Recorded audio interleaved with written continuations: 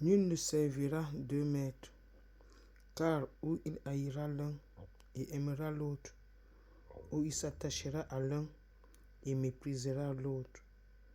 Vous ne pouvez servir Dieu et Mammon.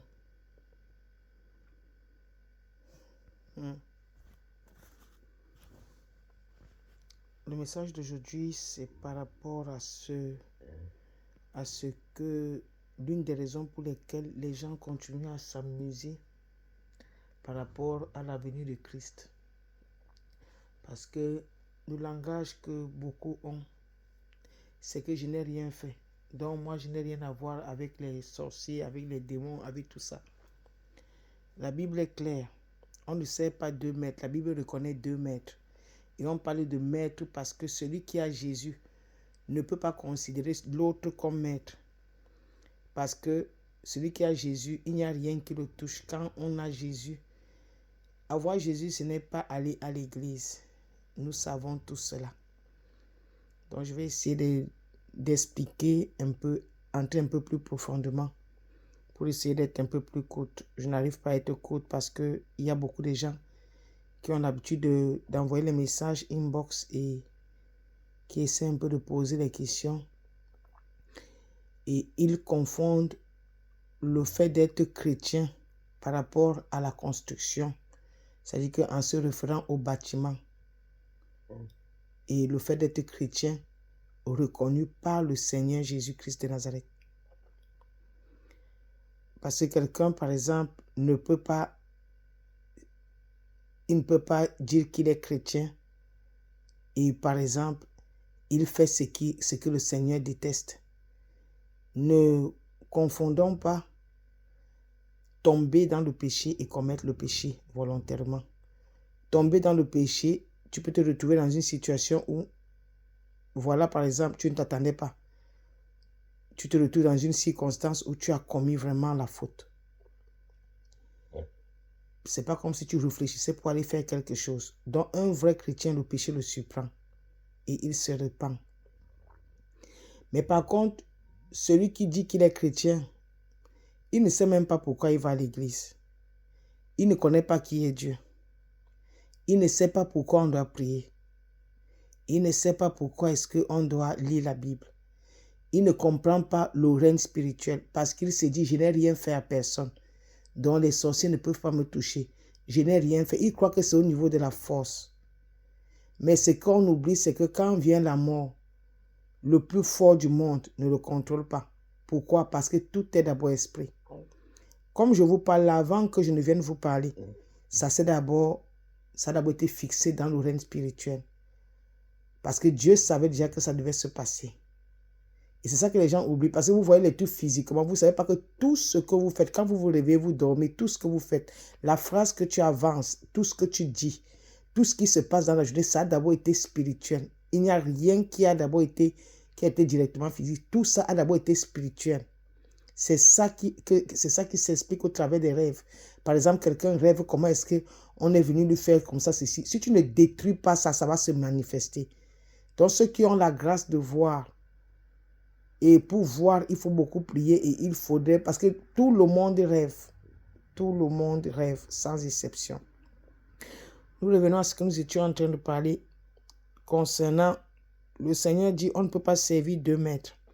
Ça signifie que ceux qui ont souvent l'habitude de parler du purgatoire, et Jésus, vraiment, mon peuple périt faute de connaissance. Va prendre ta Bible. Je ne sais pas sur quoi est-ce que tu te bases pour parler du purgatoire. Ou c'est une église qui t'a parlé de ça. Je ne sais pas. De l'Apocalypse, de la Genèse à l'Apocalypse, nulle part dans la Bible c'est écrit. Si vous voulez taper ça dans Google, vous allez voir que c'est Google qui va vous donner des explications. Ce n'est pas dans la Bible. Et j'ai toujours dit que la parole de Dieu n'est pas un jeu. Dieu, lui, ne se répète pas. Il ne va pas venir te dire que pourquoi tu fais, pourquoi. Tu suis ou tu ne suis pas. Ça, c'est ton problème maintenant. Tu t'engages. Quand viendra la fin des temps, tu répondras de tes actes. On va te demander encore, parce que la personne qui est venue avec la religion, qui est venue avec toutes ces choses, il va aussi rendre compte. Nous tous, nous allons comparaître devant le trône d'accusation, le trône de jugement. Donc nous allons être tous présents devant un à un et on va présenter à chaque personne ce qu'il a eu à faire. nous avons, s'il faut parler de 2 mètres, moi je ne parle jamais de 2 mètres. Parce que quand quelqu'un déjà est un enfant qui craint l'Éternel, il ne peut pas appeler Satan maître. Jamais de la vie. Mais qu'est-ce qui se passe généralement? La Bible dit qu'il te donne le choix. Donc il y a 2 mètres. Il dit, il te conseille de choisir la vie et de t'éloigner de la mort. Tout ce qu'il y a de négatif, tout ce qu'il y a de frustration, tout ce qu'il y a c'est-à-dire que de souffrance, de calvaire, de calamité, de tout ce qu'il y a de mauvais, c'est dans le camp adverse, c'est-à-dire le monde des ténèbres. Mais tout ce qu'il y a de paix, de joie, de vie, de bonheur, de réjouissance, de témoignage, de gloire, viennent de l'Éternel. Bon, qu'est-ce qui se passe? Généralement, quand quelqu'un n'est pas à Christ, alors parce que Jésus-Christ est le seul qu'on invite. Quand tu l'invites, tu commences à marcher selon ses principes. Je prends un simple exemple. Quand tu te lèves pour aller, par exemple, ce n'est pas moi qui dis, hein. Ce n'est pas du tout moi. Ce n'est pas moi qui dis. Quand tu te lèves, par exemple, tu t'en vas en boîte de nuit. La question que je vais te poser, tu penses que dans ce genre d'endroit, le Saint-Esprit de Dieu est là parce que c'est saint. Parce qu'en boîte de nuit, tout le monde, tous les chats sont gris. Tous les chats sont gris. Toi, tu connais. Parce que si je te dis maintenant ne va pas là-bas, tu vas dire, ah, vous les trucs, vous les ceci, vous les cela. Mais tu sais au fond de toi que tu ne peux pas expliquer ce que c'est que la boîte de nuit. Donc, quand tu vas là-bas, si quelque chose se passe là-bas, tu as pris tes 2 pieds, tu y es allé. C'est un endroit de ténèbres, par exemple. Maintenant, quand tu t'éloignes de ça, maintenant tu cherches à avoir une vie de paix. Une vie où tu construis, une vie où tu rencontres le Seigneur.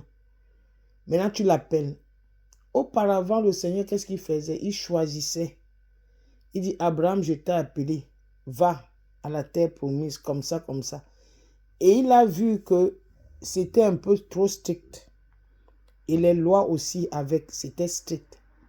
Alors c'est là où maintenant il a envoyé son fils unique pour venir mourir et porter tous les poids de malédiction, tous les péchés de l'humanité, afin que toute personne, au lieu maintenant d'avoir la faveur et la grâce, que le Seigneur te pointe en te disant que oui, toi tu es Noé, je vais te parler, toi tu es ceci, je vais te parler. Maintenant il te dit, au nom de Jésus, tout genou fléchit. Donc maintenant Jésus-Christ est venu, c'est au nom tout puissant de Jésus-Christ que maintenant on demande tout. On n'a plus besoin de passer par des sacrifices, passer par tout. C'est devenu très facile. Et le salut maintenant, ce n'est que maintenant qu'on cherche le salut. Pourquoi est-ce que le Seigneur nous demande de choisir la vie? Parce que c'est la vie. Pardon, c'est la vie qui nous sauve. C'est la vie qui nous sauve. Parce que dans la tristesse, il n'y a pas la vie. Mais dans la joie, il y a la vie. Lorsque nous venons à Christ pour recevoir du Saint-Esprit de Dieu la transformation de notre corps, notre âme, notre esprit. Dieu nous demande de prier, ce n'est pas parce qu'il nous condamne, non. Parce qu'il sait que c'est-à-dire que le diable rôde, cherchant qui dévorer. Il veut blesser le Seigneur, parce que c'est la seule façon dont il peut faire mal à Dieu, en déroutant les âmes du Seigneur, en apportant des fausses doctrines, en apportant des lois qui sont acceptées dans l'humanité. Des lois qui sont acceptées dans l'humanité, c'est-à-dire que la normale, pour que ça soit normal. Et les gens se réjouissent en satisfaisant leur chair. Parce que quand tu manges bien, quand tu te réjouis bien, de manière ou de manière dans tous les domaines, tu fais la Java, c'est exactement l'image qui était dans Sodome et Gomorrhe. Ne croyez pas que Sodome et Gomorrhe, c'était forcément dire que les gens faisaient seulement des choses bizarres. Non, c'était une vie. Comme par exemple, on voit la Californie, par exemple, qu'on a pris exemple. Des gens, l'argent est reçu comment? Dans le faux. Tout ce qu'ils ont fait, c'est dans la mafia, dans les cessieux. On ne connaît pas comment est-ce que les gens font pour vivre. Le sang est versé, les choses bizarres, abominables se passent. Quand le Seigneur nous demande de suivre, de choisir la vie, c'est-à-dire lui, c'est parce qu'il voudrait nous aider et parce qu'il voudrait que nous puissions venir à Christ. Pourquoi? Parce que si tu n'es pas à Christ, tu es exposé. Parce que tu ne peux pas avoir un troisième Dieu. C'est pour ça que je disais qu'on ne peut pas parler du purgatoire. C'est soit le salut, c'est soit l'enfer. Il n'y a pas un endroit. Parce que si c'était une histoire de purgatoire, que par exemple que les hommes sont venus parler de ça, ça signifie que tout le monde pouvait pécher et attendre que quand le temps arrive maintenant, Dieu va encore pardonner. Non. Non, c'est pas comme ça. Jésus-Christ est le seul qu'on invite. Et une fois que tu l'invites, tu commences à ranger ta vie. Que tu puisses prier ou que tu ne puisses pas prier, que tu puisses faire du bien. Tant que tu n'as pas Jésus, il y a un slogan qui passe tout le temps dans les réseaux sociaux où ils disent toujours, si tu n'as pas Jésus, tu n'es pas à l'amour, tu n'es pas à l'amour. En principe, moi je dirais, si tu n'as pas Jésus, tu vis à tombeau ouvert parce que tu n'as pas de protection. Jésus-Christ et la vie de sanctification, c'est une vie de protection. Quand tu es dans la prière et que tu pries pour toi, tu pries pour ta famille, ils sont protégés. Mais quand tu ne pries pas et tu vis une vie normale, tu es à la merci de l'ennemi. Et la plupart du temps, il ne se concentre même plus sur toi parce que tu es déjà foutu. Il va chez ceux qui prient vraiment le Seigneur pour augmenter plus des non-convertis dans le camp adverse. Donc, il s'arrange à dérouter les vrais enfants de Dieu. Donc, il entre avec la tentation, avec l'argent, avec le S, et avec tout ça pour les dérouter. Maintenant, comment ça se passe? Il suffit seulement que tu commences à prier. Puisque les choses ne marchaient pas dans ta vie, ça peut même marcher, tu peux croire que les choses marchent. Et après, tu entends que non, je n'arrive pas à avoir d'enfant. Non, je n'arrive pas à faire ceci. Non, je n'arrive pas à faire cela. Ça a tendance à ne pas marcher. Les choses ont tendance à marcher, je vais dire. Mais tu ne comprends pas parfois certaines choses. Il suffit seulement que tu te mettes seulement à, par exemple, je prends l'exemple, à prier. Quand tu pries, une fois que tu commences à prier, tu commences à voir les combats, comment on te suit. Pourquoi? Parce que tu étais le siège de ces choses. Une personne qui n'a pas Christ, il y a toujours des choses qui sont bizarres. Dans la famille, les gens n'ont pas un certain nombre d'argent. Ils ne peuvent pas avoir un certain montant d'argent. D'autres ne fréquentent pas. D'autres meurent à un certain âge. D'autres, par exemple, tu crois que les choses vont bien, mais tu vois toujours que les gens meurent toujours, jeunes. Et parfois, c'est autre chose. Peut-être partout où tu vas, les autres, tu vois comment les autres réussissent. Après toi, ton tour, ça ne donne pas. Il y a tellement de choses. Si tu n'as pas Jésus comme protection, et c'est pour ça qu'on prie à vie. Et quand tu commences à t'habituer, tu vois maintenant que tu ne peux même pas, tu n'es pas à l'aise sans prier. Quand tu pries, qu'est-ce qui se passe? Il y a l'armure du feu qui te protège, qui protège ta famille, parce que tu pries aussi pour ta famille. La Bible est claire dans le livre de Actes des Apôtres 16 au verset 31. Crois au Seigneur Jésus, tu seras sauvé, toi et ta famille. Donc, la prière n'est pas un vouloir. La prière est un devoir. On doit le faire pour vivre spirituellement et physiquement. On doit le faire pour être protégé. On doit le faire pour réussir et avoir le succès. Et il y a eu beaucoup de choses qui se sont passées. Parce que tu n'as pas encore compris le ministère de Jésus-Christ dans la Bible, que tu penses que l'affaire de combat spirituel, c'est combattre les sorciers. Lorsqu'on combat, c'est pour libérer le non-accomplissement dans ta vie. Parce que jusqu'à ce que tu pries, si je te mens, commence à prier. Quand tu vas commencer à prier, tu vas voir les combats. Pourquoi? Parce que la personne qui avait bloqué, il avait donné sa vie. Il a signé des pactes. Que si la personne réussit, je risque de perdre telle chose, je risque de perdre un enfant, je risque de perdre... Et c'est pour cela que tu vas voir que dans les rêves, on commence à te suivre. Pourquoi? Parce que tu es esclave. Esclave, quand tu ne pries pas, tu es esclave du sorcier. Ça peut être un oncle, une tante, une cousine, un cousin. Tu commences à avoir des mauvais rêves. Chaque fois, moi, comment est-ce que je sais que je suis dans la bonne voie? Chaque fois qu'il arrive que je prie et que j'ai des combats, je sais que j'ai touché le point faible. J'ai touché leur point. Et ils voient, elle est en train de quitter, elle est en train de quitter. Et là, ne lâche pas. Persévère dans la prière. Persévère dans la prière. Persévère. À force de persévérer, après tu vas commencer à voir qu'on ne te suit plus. Parce que quand tu vas voir, tu voles dans les rêves, tu manges dans les rêves, tu as des rapports dans le rêve. Tu vois par exemple comment est-ce que, comment on l'appelle encore, tu prends un bus, le bus, tu rates le bus, ça c'est la destinée. Tu n'arrives jamais là où, quand tu commences, tu ne finis pas. Il y a des trucs comme ça. Tu rêves par exemple comment tu es en train d'accoucher. Tu ne peux pas accoucher, ça c'est le résultat de la masturbation. La majorité des gens qui rêvent ils sont en train d'accoucher, ils ont beaucoup de maris de nuit. Donc quand tu vois que tu accouches, tu ne dois pas voir que tu accouches. Quand tu accouches dans les rêves, ça signifie que ça peut passer par la masturbation, ça peut passer par l'impudicité, ça peut passer par... Parce que ce n'est que le mariage qui sanctifie et qui ferme la porte à toutes ces choses. Maintenant, si tu es marié et que tu continues à voir ces choses, ça signifie que tu n'as pas brisé la racine. Ou alors tu continues à vivre dans le péché et tu as toujours ouvert une porte de l'impudicité en trompant peut-être ton partenaire. Mais si tu continues à le faire et que tu es fidèle dans ta vie, ça signifie qu'il y a un autel qui a été fait. Tu dois briser cet autel. Divorcer avec le mari de nuit. Le répéter tout le temps dans tes prières. Parce que c'est un blocage.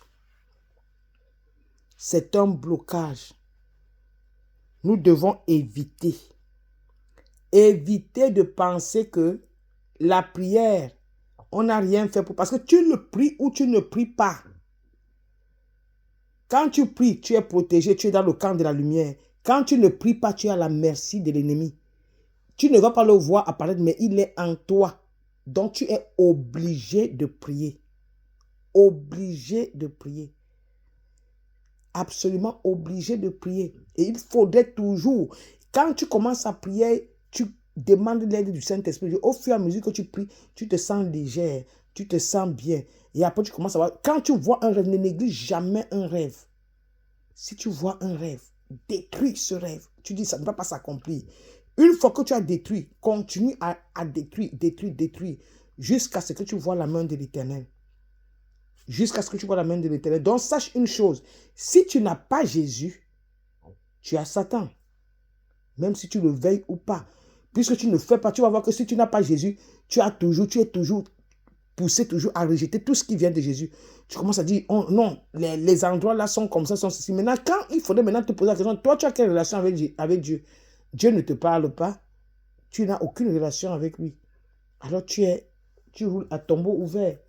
Et ça, c'est très dangereux.